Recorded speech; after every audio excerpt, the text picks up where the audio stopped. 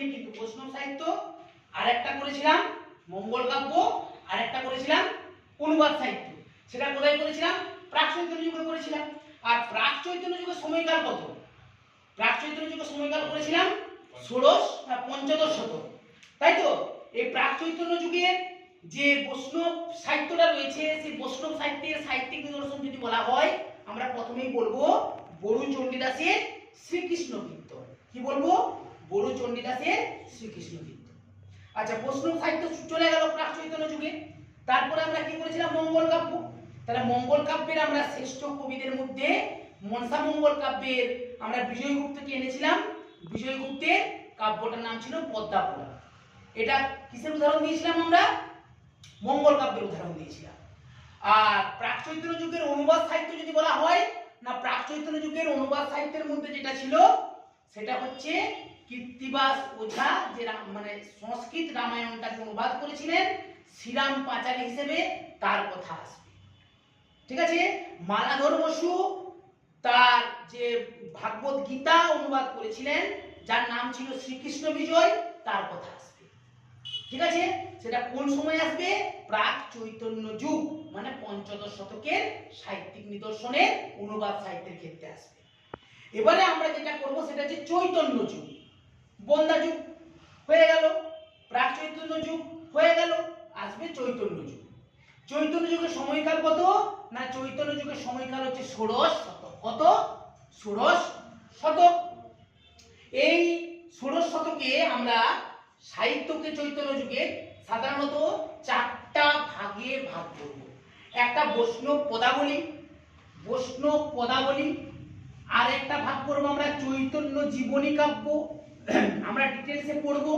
চৈতন্য জীবনী কাব্য মানে চৈতন্য দেবকে কেন্দ্র করে যে সাহিত্য সৃষ্টি হয়েছে, সেই সাহিত্যকে বলা হচ্ছে চৈতন্য জীবনী সাহিত্য, এবং সেই চৈতন্য জীবনকে কেন্দ্র করে যে কাব্য রচনা হয়েছে সেটাকে বলা হচ্ছে চৈতন্য জীবনী কাব্য। ক্লিয়ার?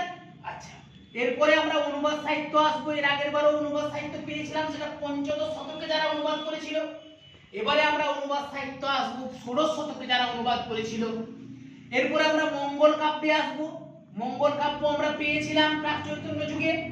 ওই মনসা মঙ্গলের বিজয়গুপ্তের কথা বলতে পারি, নারায়ণ দেবের কথা বলতে পারি, মনসা বিজয়, এদের কথা বলতে পারি। তাহলে এখানেও মঙ্গল কাব্য আছে, সেটা হচ্ছে ষোড়শ শতকে চৈতন্য যুগে।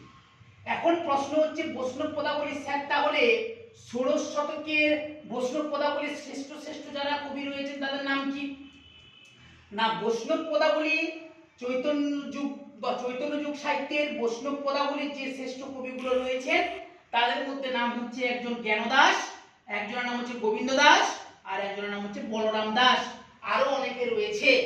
চৈতন্য জীবনী কাব্যে চৈতন্য যুগের ষোড়শ শতকের চৈতন্য জীবনী কাব্য যারা শ্রেষ্ঠ ছিলেন, এই লেখকগুলোর নাম তো আমাদেরকে মনে রাখতেই হবে, প্লাস মুখস্থ করতে হবে। কার কতগুলো খণ্ড ছিল, আদি খণ্ড কটা, মধ্যখণ্ড কটা, অন্তখণ্ড কটা, মোট অধ্যায় সংখ্যা কটা, আমরা ডিটেইলসে পড়ব। ঠিক আছে? দেখো বৃন্দাবন দাস যে চৈতন্য জীবনী কাব্যটা লিখেছিলেন তার নাম হচ্ছে চৈতন্য ভাগবত।